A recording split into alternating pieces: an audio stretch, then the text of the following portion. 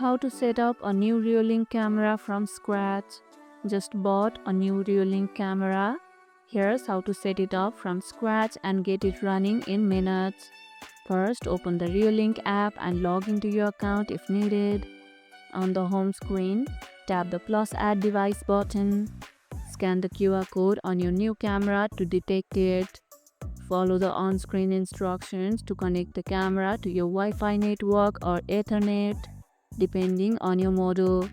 After it connects, you'll be asked to set a name and password for the camera.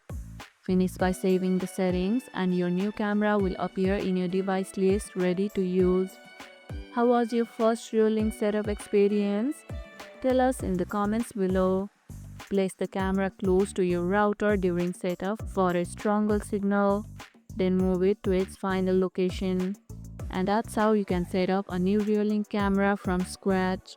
And if this video helped, hit the like button, share it, subscribe and leave a comment. Thanks for watching and I'll see you in the next one.